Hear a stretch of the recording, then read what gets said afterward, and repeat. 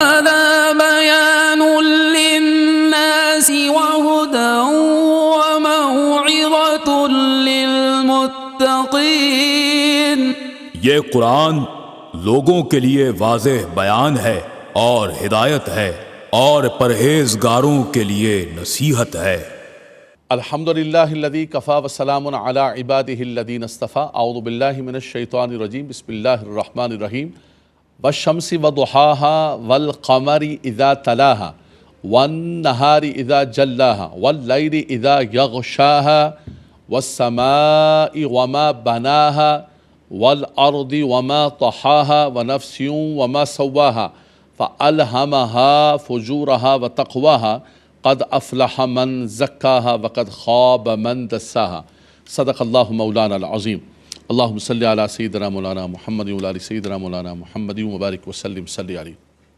حمد و ثنا کے بعد حضرات گرامی، سورہ شمس کی تفسیر کے پہلے حصے کے اندر آپ نے لفظ شمس کے حوالے سے اور اس کی برکات کے حوالے سے سماعت فرمایا کہ رب تبارک و تعالیٰ کی قدرت کاملہ اور رب تبارک و تعالیٰ کی نعمتوں میں سے ایک یہ نعمت ہے جو رب تبارک و تعالیٰ نے سورج، چاند، ستاروں کو، دن کو، رات کو، آسمان کو، زمینوں کو رب تبارک و تعالیٰ نے پیدا فرمایا، اور پیدا فرما کے خود سارا نظام رب تبارک و تعالیٰ چلا رہا ہے۔ اس کا جو سارا نظام قدرت ہے یہ رب تبارک و تعالیٰ کے دست قدرت میں ہے، اور ایک نظام کے اندر کوئی خرابی پیدا نہیں ہوتی ہے۔ سورج اپنے وقت پر نکلتا ہے، طلوع ہوتا ہے، غروب ہوتا ہے، چاند اپنے وقت کے اندر نکلتا ہے۔ فرمایا لو کان فیہما آلہۃ الا اللہ لفسدتا۔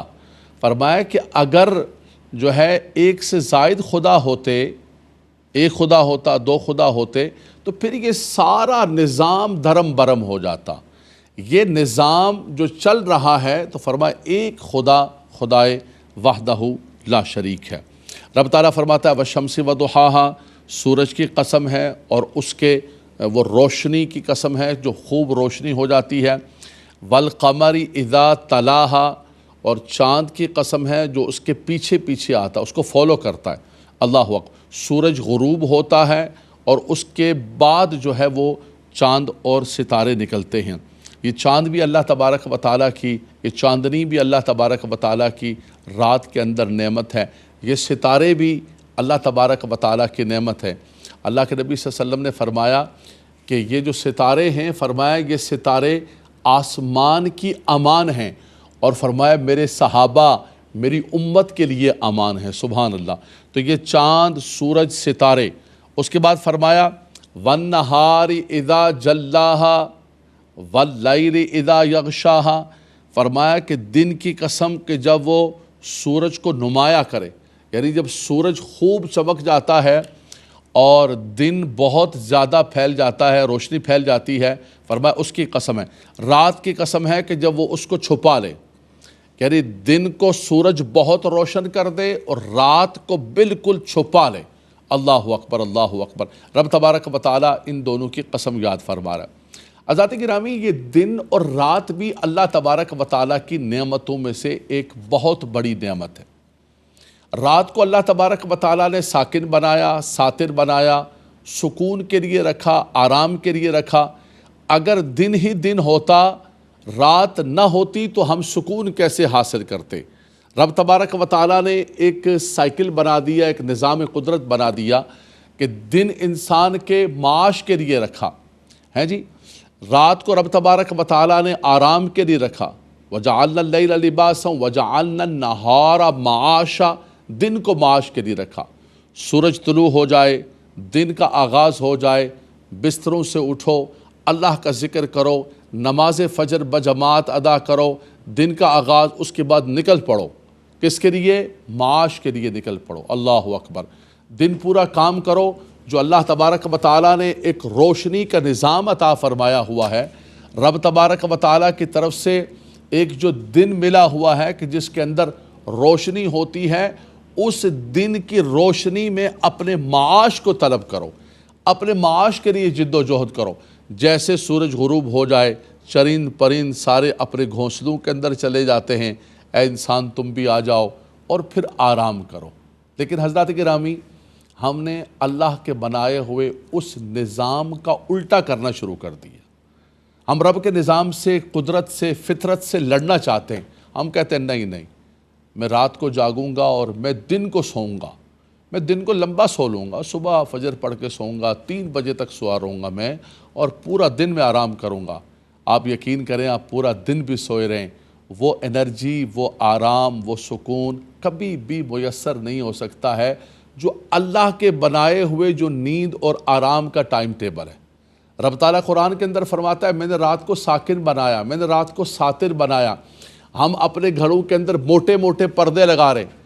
بھائی کیا کرنا ہے؟ بھائی موٹے پردے لگاؤ، روشنی نہ آئے میرے گھر کے اندر، اور میرے گھر کے اندر روشنی نہیں آئے گی، میں سکون کے ساتھ سو سکوں گا۔ اللہ اکبر، اللہ اکبر۔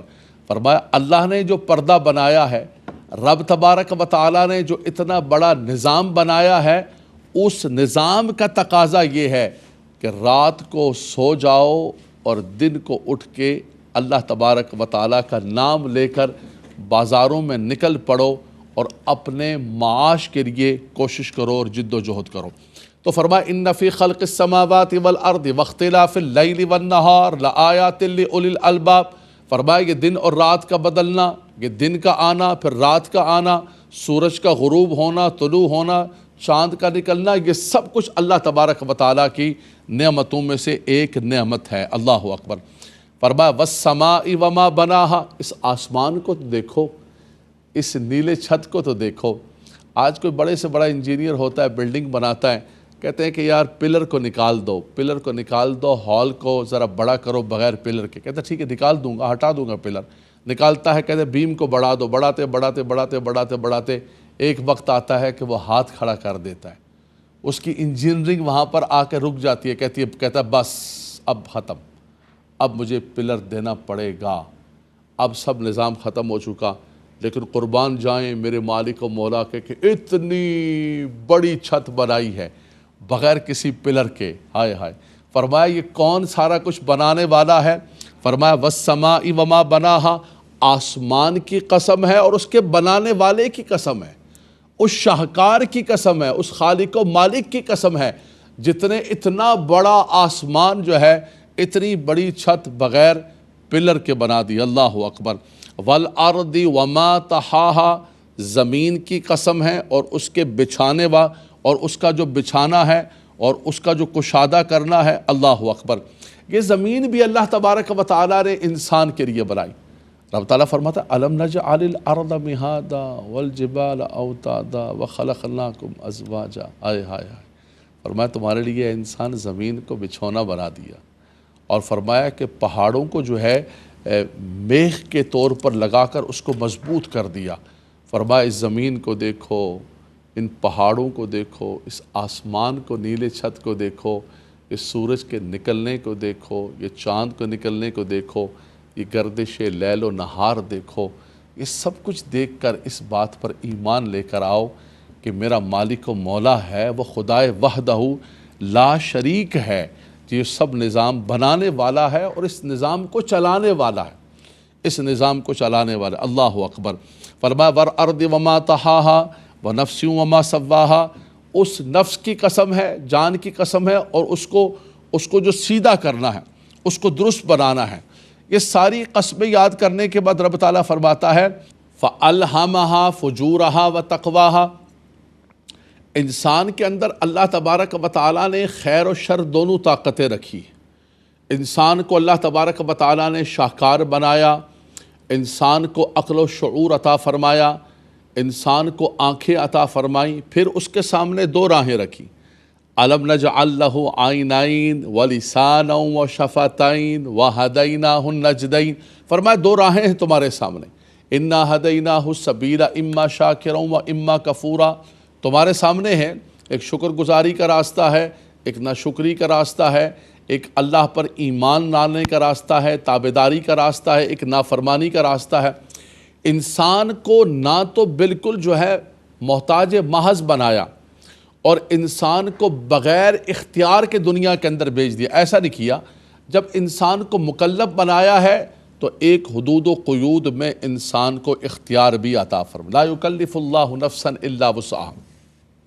جبریہ کا کہنا یہ ہے کہ انسان کے پاس کوئی اختیار نہیں ہے، انسان بالکل محتاج محض ہے، وہ اسی کو فالو کر رہا ہوتا ہے جو اس کی قسمت میں اس کے نصیب کے اندر لکھا ہوا ہے، اس کا ایک چارٹ بناؤ۔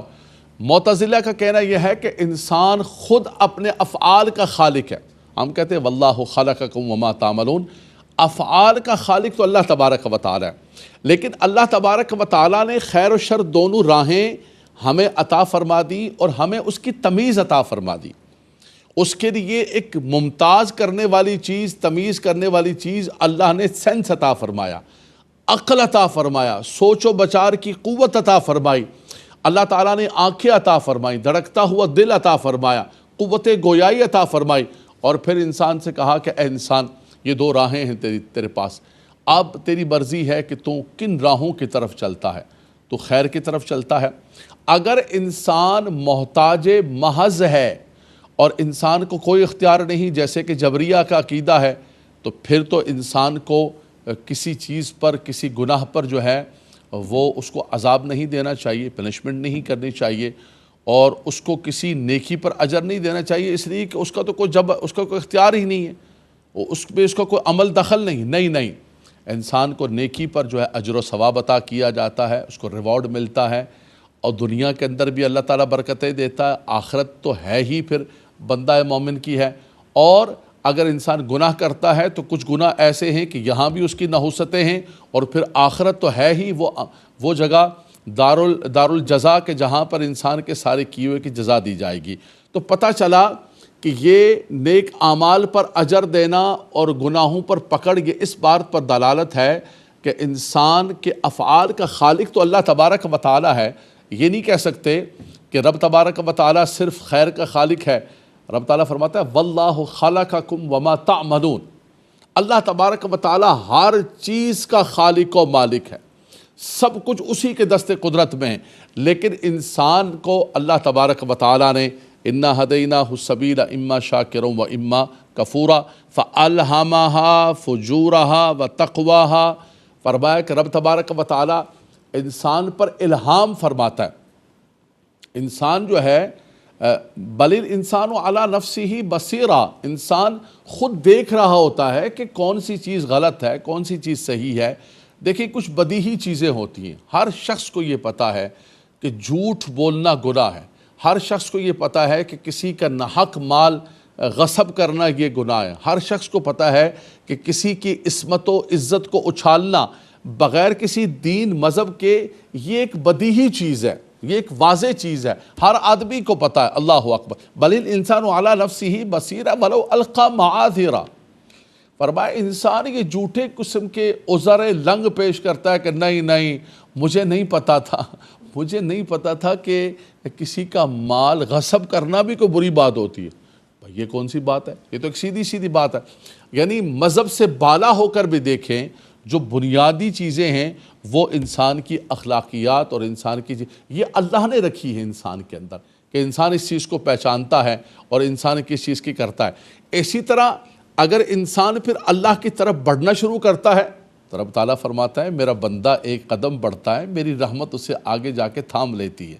والذین جاہدوا فینا لنہدینہم سبلنا، فرمایا کہ وہ ہماری طرف قدم بڑھاتا ہے نیکی کی طرف، ہم اس کے لیے راہیں رستے کھول دیتے۔ وَأَلَّيْسَ لِلْإِنسَانِ إِلَّا مَا سَعَى، انسان کے لیے وہ ہے جس کی وہ سعی کرتا ہے، جس کے لیے وہ جد و جہد کرتا ہے۔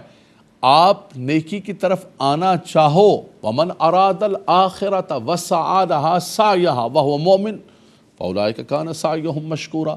رب تعالیٰ فرماتا ہے تم ارادہ تو کرو، سعی تو کرو، سٹرگل تو کرو، محنت تو کرو، پھر دیکھو کہ رب تبارک و تعالیٰ آگے تمہارے لیے راہیں اور رستے کیسے کھولتا ہے۔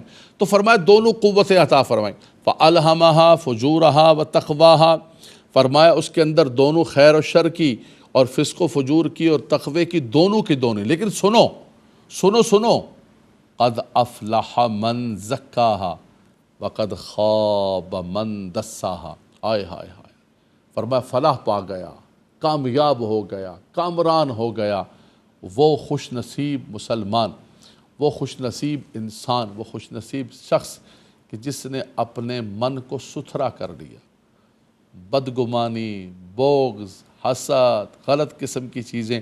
دیکھیں شیطان تو انسان کے دل میں وسوسے پیدا کر رہا ہے. شیطان تو صراط مستقیم پر بیٹھا ہوا ہے. الذی یوسوس فی صدور الناس من الجنۃ والناس، وہ مسلسل جو ہے وسوسے پیدا کر رہا ہے. لیکن اللہ کی طرف سے الہام بھی ہو رہے ہیں آپ کے اوپر. اللہ تبارک و تعالیٰ آپ کے لیے قدرت کے مناظر اور یہ مظاہر، یہ سارا کچھ، اور رب تبارک و تعالیٰ آپ کے لیے راہیں اور راستے بھی کھول رہا ہے. اے انسان، یہ نہ کہنا بعد میں کہ نہیں مجھے پتہ نہیں تھا. سب کچھ پتہ تھا تجھے اللہ تبارک و تعالیٰ نے سارا ماحول، ساری انوائرمنٹ دی ہے. لیکن اگر تو خود نہ آنا چاہے، جو آنا چاہو تو ہزار رستے، نہ آنا چاہو تو عذر لاکھوں.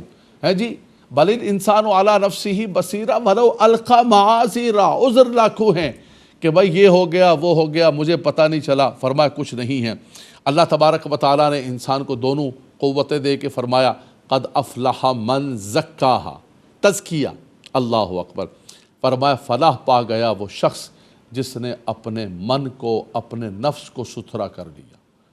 یہ تمہاری جان، یہ تمہارا من اگر ستھرا ہوگا نا، یہ من اگر تمہارا ستھرا ہوگا تو رب تبارک و تعالیٰ تو انسان کے باطن کو دیکھتا ہے، انسان کی نیتوں کو دیکھتا ہے کہ اس کے من کے اندر خیالات، اس کے من کے اندر احساسات، اس کے من کے اندر کیا چیز ہے. اگر وہ احساس ہی مر گیا، اقبال کہتے ہیں نا وائے ناکامی متاع کارواں جاتا رہا، کارواں کے دل سے احساس زیاں جاتا رہا، وہ چلا گیا تو پھر سب کچھ ختم ہو گیا. یا ایھا الذین آمنوا اتقوا اللہ ولتنظر نفس ما قدمت لغد. یہی نفس ہے. اللہ اکبر. ونفس وما سواہا قد افلح من زکاہا. زکاہا کی ضمیر کا مرجع یہی نفس ہے. فرمایا کہ فلاح پا گیا، کامیاب ہو گیا وہ شخص. فرمایا لا اقسم بیوم القیامت ولا اقسم بالنفس اللوامہ. فرمایا نفس لوامہ کہ اگر گناہ ہو جائے، آلودہ ہو جائے تو لم یصروا علی ما فعلوا وہم یعلمون، وہ اپنے کیے پر اصرار نہیں کرتا ہے، بلکہ کیا کرتا ہے، فوراً اپنے رب کی طرف رجوع کرتا ہے اور اپنے من کو پاک کرتا ہے. لیکن وقد خاب من دساہا. فرمایا خائب و خاسر ہو گیا وہ، تباہ و برباد ہو گیا وہ جس نے اپنے من کو گناہوں سے آلودہ کر لیا. وہ کامیاب ہو گیا جس نے من کو پاک کیا، اور وہ خائب و خاسر ہو گیا کہ جس نے اپنے من کو گناہوں سے ایسا آلودہ کر لیا. انسان کے دل پر سیاہ نقطے لگتے لگتے لگتے انسان کا سارا من سیاہ ہو جاتا ہے، پھر انسان نیکی کی طرف نہیں آتا. بس حضرات گرامی، یہی نچوڑ ہے ان تمام قسموں کا کہ اپنے من کو ستھرا کر لو. ستھرا من لے کر اپنے مالک و مولا کی بارگاہ کے اندر جاؤ. اللہ تعالیٰ قرآن کریم کی ہدایات پر ہمیں عمل پیرا ہونے کی توفیق رفیق مرحمت فرمائے. وآخر دعوانا ان الحمدللہ رب العالمین. هذا بيان للناس وهدى وموعظة للمتقين. یہ قرآن لوگوں کے لیے واضح بیان ہے اور ہدایت ہے اور پرہیزگاروں کے لیے نصیحت ہے.